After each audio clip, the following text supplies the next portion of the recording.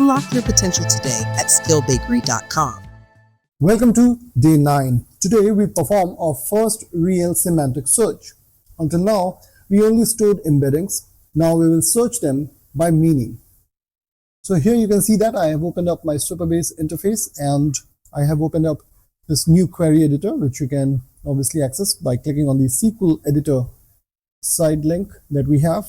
And here I have written something which I'm just explaining what exactly we will be doing. So as I mentioned, we'll be working with semantic search. So what is semantic search? Normal search, you can say whatever you type, basically we go and look for that, whether that particular text exists in a certain combination in our database or not, and if the match is found, we return the results. But with semantic search, basically it looks for meaning rather than finding those exact texts that we have provided.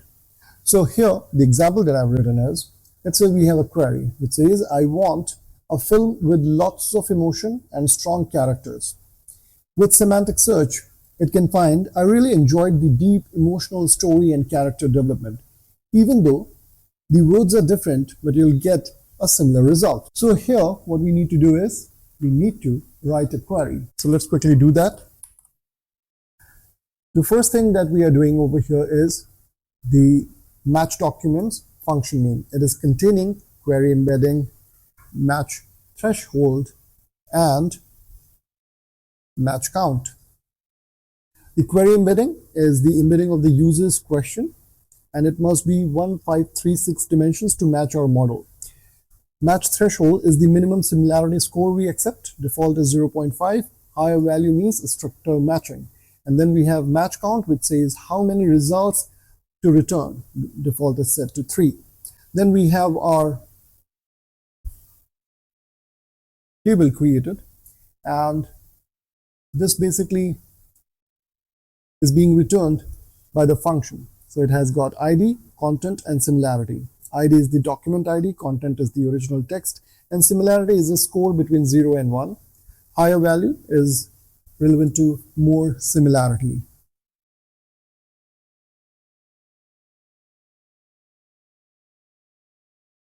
And the core logic over here is the line that you see, where 1 minus documents.embedding query embedding is greater than match threshold. So this is the line that I'm referring to. And if you see what exactly this symbol means over here, less than equal to greater than. In pgvector, this operator calculates cosine distance. And cosine distance ranges from 0, that is identical, to 2, completely opposite. Similar distance is equal to more similar. And why are we doing this over here? 1 minus documents embedding, query embedding as similarity. So basically we are converting distance into similarity. So as I mentioned, if the cosine distance is 0, the meaning is it's a perfect match. And if the cosine distance is 1 or greater than that, so the meaning is that it's not related. So 1 minus distance gives us a clean similarity score that is easier to understand. And then we are over here filtering the threshold. We are basically only returning documents whose similarity is higher than the threshold. This filters out weak or irrelevant matches. And at the end, we are ordering it over here. So order by that we have basically sorts from most similar to least similar. That is the smallest distance first. And limit match count returns only the top n results. The default value, as I mentioned, is 3. So if I just summarize this whole thing that we have written over here, it is basically taking the user's question embedding. It is comparing it with every document embedding using cosine distance. Then it is converting the distance to similarity score.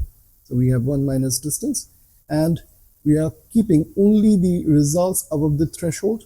We are then sorting by highest similarity and returning the top results.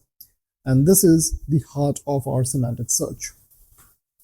Let's run this now by clicking on the run button over here. And there you go. We have success.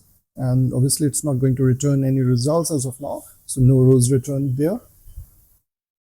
Now that we are done from the SQL side, let's go back to our code. And in our code, we have a new file, We have named it as 09 semantic search.js. Over here, you can see we have imported a couple of things, create embedding and Supabase from their respective files. And then we have created the semantic search. Now the semantic search starts by logging query and then the query that has been provided by the user. And then we have console.log creating embedding for the query.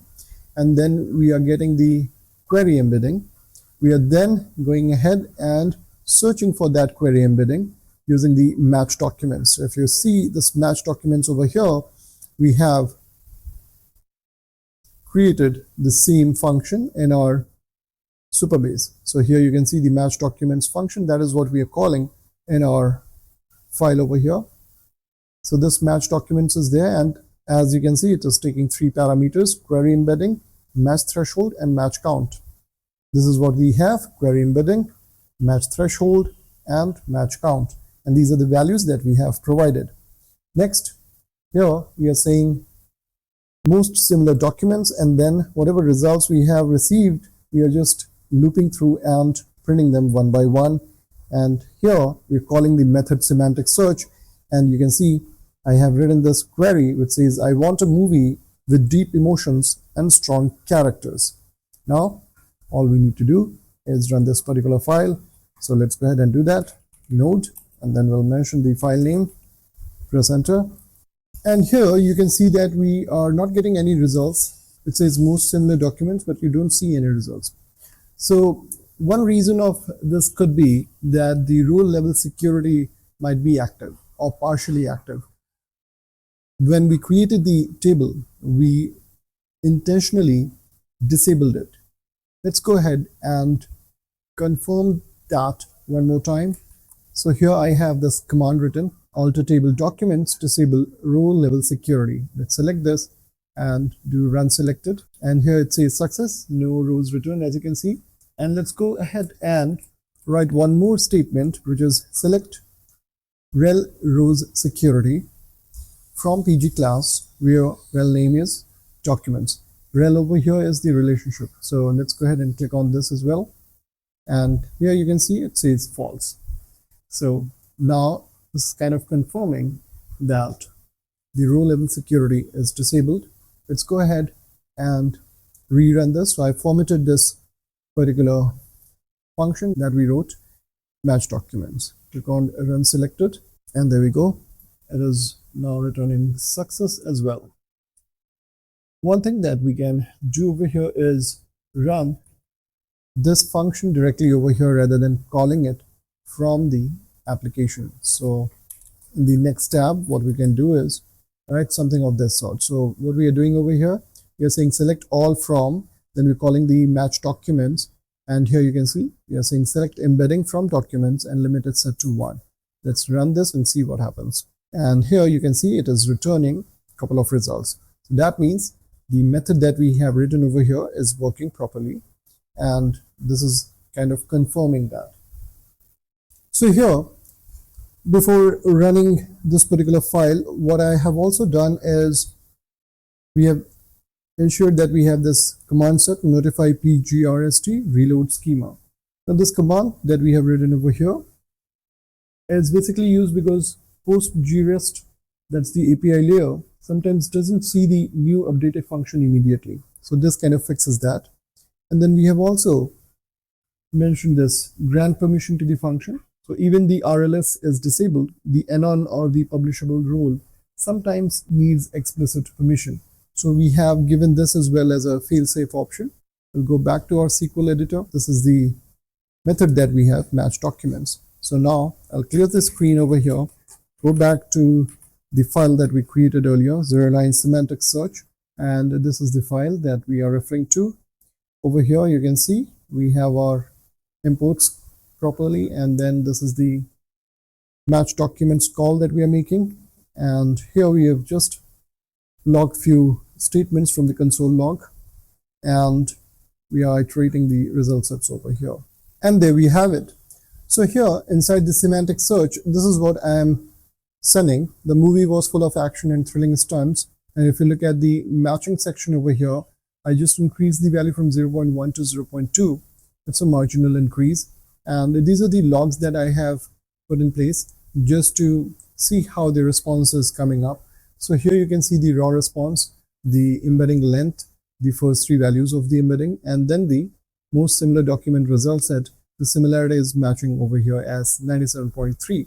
We can further change this statement, and over here when I changed it to like the movie had great visual effects, you can see it has got these two coming up as the similarity, and you can see this one is matching more, so 78.6% is the similarity, and then we have this 29.5. so you can obviously relate that this is something which is not that much relevant, but the first one is definitely on the closer side.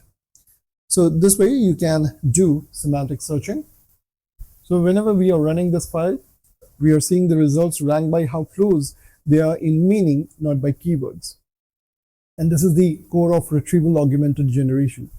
Tomorrow we'll improve this further by turning the results into a proper conversational answer using OpenAI. If you find the video helpful, don't forget to like and subscribe.